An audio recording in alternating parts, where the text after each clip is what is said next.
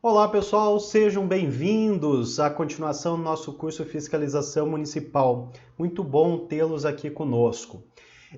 Na continuação, então, a gente vai falar mais sobre as prerrogativas do cargo. O primeiro módulo, uma forma introdutória de mostrar para vocês as possíveis responsabilidades pelo mau uso ou a má atuação na fiscalização municipal. Agora a gente começa um módulo em que a gente vai falar das prerrogativas do cargo.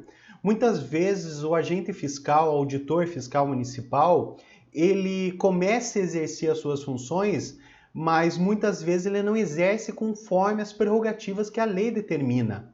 Muitos vêm até a nós e perguntam, mas professor, como que eu vou exercer uma prerrogativa se eu não tenho uma lei orgânica da carreira? A minha lei é mal definida lá numa lei de cargos e salários e não define para mim o que eu posso fazer, o que eu não posso fazer, quais os limites da minha atuação.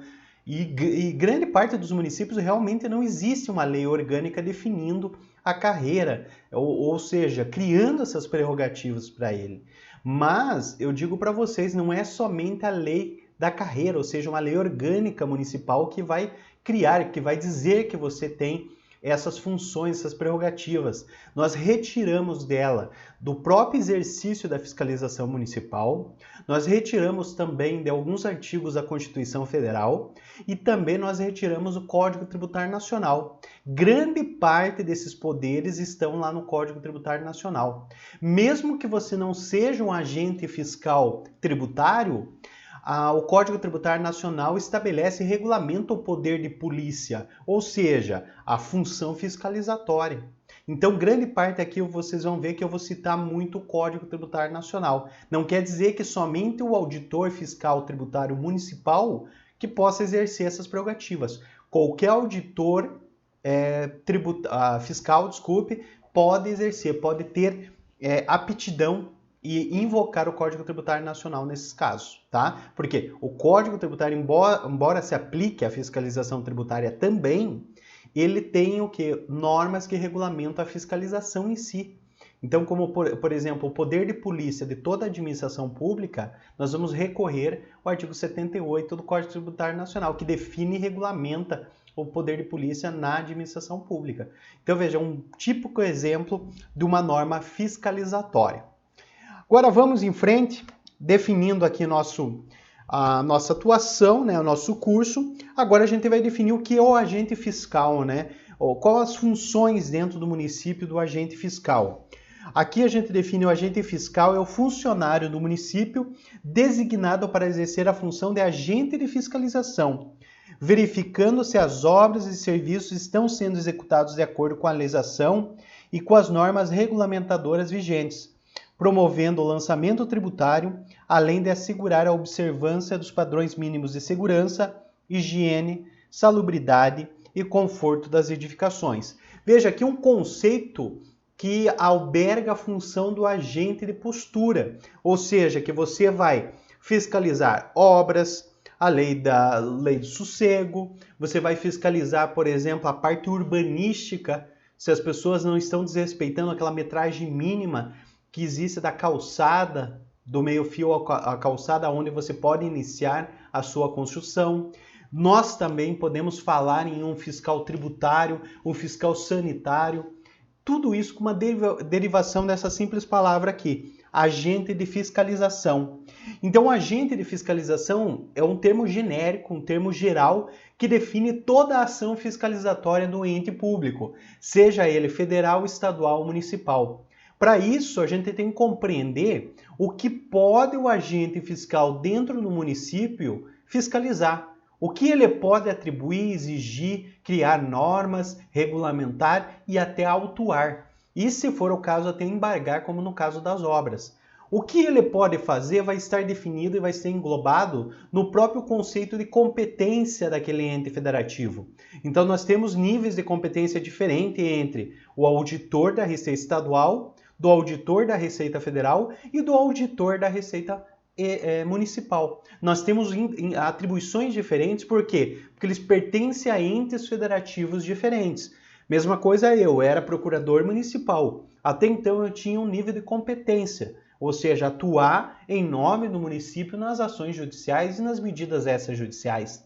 A partir do momento que eu troquei de concurso e virei procurador estadual, eu mudo as minhas atribuições, porque as minhas competências estão atribuídas agora ao Estado.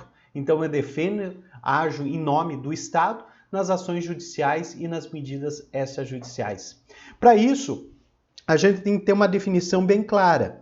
Então nós temos dentro do município, às vezes, uma pessoa que é responsável por tudo isso, ou várias pessoas, tendo uma divisão dentro dos setores. Então nós temos fiscais de posturas municipais, o qual vai ficar incumbido na parte urbanística, na parte às vezes de construções, mas mais atinentes à parte urbanística, ou seja, de ruas, de quiosques, utilização de espaços públicos, etc. Aí nós temos os fiscais de obras, especificamente aqueles que somente fiscalizam obras, se estão dentro dos padrões municipais, metragem mínima de loteamento, altura máxima, se está atendendo às regulamentações administrativas, etc. Aí temos os fiscais de transportes, ou seja, que vai fiscalizar o transporte coletivo, o transporte de cargas municipal. Tudo que está dentro da competência do município você pode estabelecer uma fiscalização. Também temos o fiscal de tributos, que é o entendido fiscal tributário, né? Chama-se às vezes fiscal tributário ou auditor fiscal municipal. Aí temos também o fiscal de meio ambiente, aquele que vai fiscalizar, desde que tenha uma secretaria de meio ambiente no município, no qual possa autuar, você pode ter um fiscal de meio ambiente que tem esse poder de polícia de autuação. E por último, nós temos o fiscal sanitário, que pertence à vigilância sanitária, o qual vai fiscalizar a salubridade, por exemplo, dos alimentos vendidos no comércio local, supermercados, mercearias, quiosques, lanchonetes, o qual ele pode, constatado uma irregularidade, ele pode até mesmo embargar aquele estabelecimento, diante de uma situação gravíssima, onde o estabelecimento esteja vendendo alimentos estragados, alimentos fora do prazo de validade, tudo isso preservando a saúde pública, a saúde humana. E isso, veja pessoal, que é muito comum dentro da prática fiscalizatória, o qual atribui aos entes federativos, dentro de uma competência comum, e isso a gente vai ver lá na frente, ou dentro de uma competência exclusiva. Então, quando a gente fala de interesse local ou comércio local, obviamente que está ligando ao que? Uma competência do município, onde o município pode estabelecer e regulamentar o horário do comércio, desde que seja local, bem como a regulamentos e requisitos específicos. Então, dentro daquele município, você vai ter uma fiscalização em prol de melhor qualidade dos alimentos. Você pode ir até o estabelecimento, provar, verificar se realmente aquilo está dentro dos padrões da vigilância sanitária. Isso fiscalizando, por exemplo, lanchonetes. Muitas vezes tem lanchonetes que têm aquela fama de ter ratos, de ter baratas no meio da comida, e isso pode levar o quê? A um ambiente prejudicial aos consumidores daquela lanchonete que não sabem daquela situação. Por isso que a vigilância sanitária pode ir até o local, verificando uma situação dessa, embargar aquele estabelecimento. Tudo isso, pessoal, obedecendo o devido processo legal. A gente vai ver nos próximos módulos como isso vai ocorrer. Vou mostrar para vocês paulatinamente, ou seja, passo a passo, como você vai autuar, quando que você tem que garantir o devido processo legal e quando não é necessário. Né? Muitos pensam, mas eu para embargar um estabelecimento eu tenho que recorrer ao Poder Judiciário? Não, o poder de polícia é do Poder Executivo, ou seja, o poder de polícia pertence aos agentes de fiscalização, os quais têm atribuição de embargar determinado estabelecimento desde que esteja dentro da sua alçada. Por isso que a gente diferencia dentro do município quem é agente administrativo e quem é agente de fiscalização. O simples agente administrativo, dentro das suas atribuições, não pode exercer a fiscalização, porque o cargo que eles possuem não o permite. Já o agente de fiscalização tem tal atribuição, no qual engloba-se, ainda que implicitamente, o poder de autuar, o poder de criar regras, fazer e executar essas regras e até mesmo englobando a interdição de estabelecimentos caso estejam afetando de forma emergencial, ou seja, imediata a saúde humana. Então reclama de medidas imediatas. Tudo isso nós precisamos ter em mente, por quê? Porque é muito comum o desrespeito aos agentes de fiscalização no momento dessa fiscalização. Então, quando eu trabalhava como procurador municipal, não era uma ou duas vezes somente que o agente de fiscalização me ligava e dizia, ó, doutor, estou com um problema aqui porque o tal contribuinte não está querendo me receber. Trancou a porta, soltou os cachorros e eu não posso entrar. E aí, qual a atitude do agente de fiscalização? Primeira coisa, ele tem que revisar as suas prerrogativas, que é exatamente esse módulo que a gente está fazendo. Exigindo do fiscalizado deveres. Eles têm direito, realmente, o contribuinte, o administrado, de uma forma geral, tem direitos. A gente tem que resguardar. Mas junto com esses direitos existem deveres, no qual ele tem que garantir a urbanidade, tem que nos receber com respeito e garantindo essa via de mão dupla, ou seja, direito e dever. Mas veja, falando em direitos do administrado, ou seja, aquele que passa pela fiscalização, quais são esses direitos? Primeiro, razoabilidade na fiscalização. Quando o agente fiscal está realizando essa fiscalização, tem que garantir o administrado razoabilidade. O que é razoabilidade? É garantir que ele possa exercer o devido processo legal, ou seja, ampla defesa, de forma razoável. Então, por exemplo, o que a gente enfrentou uma situação na prática? O agente de fiscalização intimou que o administrado forneça a contabilidade dele nos últimos 5 anos no prazo de 24 horas. Pergunto para vocês, isso é razoável? Será que ele iria conseguir atender sob pena de multa? Obviamente que não. É totalmente desarrazoável. Por quê? Porque o contribuinte vai ter que imprimir. Na época não existia sistema magnético ou digital que você poderia imprimir rapidamente. Então ele teria que fazer toda uma coleta com o contador de informações, documentos, o qual é impossível ele conseguir em 24 horas. O que esse contribuinte fez? Impetrou um mandado de segurança e, com base no princípio da razoabilidade, conseguiu estender o prazo para 15 dias. Então, a razoabilidade é um direito do administrado, do fiscalizado. Outra coisa, notificação por escrito. Nunca esquecer, agente fiscal, de garantir uma notificação por escrito, porque é uma garantia para o fiscalizado e é uma garantia para você. Porque a partir do momento que você notifica dizendo, informando ele que ele está passando por um procedimento de fiscalização, ele já não pode praticar aquela chamada denúncia espontânea do direito tributário, que ele vai, antes de você encontrar a sonegação, a fraude, ele vai e paga o tributo. Ou seja, ele garante o pagamento do tributo mais juros e elimina a multa. Então, o termo de fiscalização evita isso e garante o que? A boa-fé daqueles realmente que não devem ao fisco. Então, por isso que sempre os direitos também dos contribuintes acaba gerando o que é um direito da própria administração pública. Então, a primeira, a razoabilidade. A segunda, de ter documentos por escrito, como a notificação. Terceiro, quando há previsão, ter a contraditório, ampla defesa e a duplicidade de instâncias de julgamento do processo administrativo. Isso que garante o administrado, ou seja, garantido um devido processo legal na esfera administrativa. Isso é importante por quê? Porque o administrado ele vai sentir que aquele processo dele foi analisado por mais pessoas e que realmente ele estava errado. Ajuda a convencê-lo a desistir de ficar procrastinando. Obviamente que às vezes não funciona, mas pelo menos gera uma credibilidade para aquela autuação. Quando eu fui conselheiro do Conselho de Contribuintes Municipal, a gente sempre tinha a presença de um fiscal, no qual ele faria a defesa daquelas autuações promovidas, passando a informação de como foi realizado, o que ele encontrou, para que os conselheiros entendessem. E esse feedback do conselho dizendo que estava errado, que aquilo é nulo, existe um vício na nulidade, isso gerava um feedback para o setor de fiscalização que, ao passo seguinte, poderia corrigir esse vício e evitar possíveis ações judiciais. Então, veja, isso é muito importante, o que? Garantir o contraditório e ampla defesa.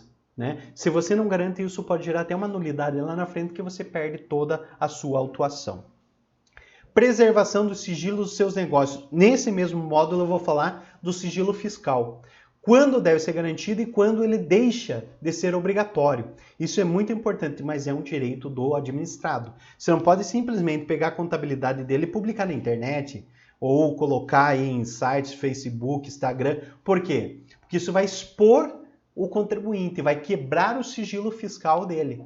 E isso a gente não tem autorização. Isso pode gerar até um dano moral, né, atribuído ao município e depois reverter contra o próprio agente de fiscalização. Por isso que a gente tem que tomar um cuidado. Ao mesmo tempo que o agente de fiscalização tem uma prerrogativa, ele também tem um dever de sigilo fiscal, tá? Então é muito importante entender isso. Não enquadramento do tipo penal até finalizado o processo administrativo de crimes materiais contra a ordem tributária. O que a gente sempre orienta aos agentes de fiscalização.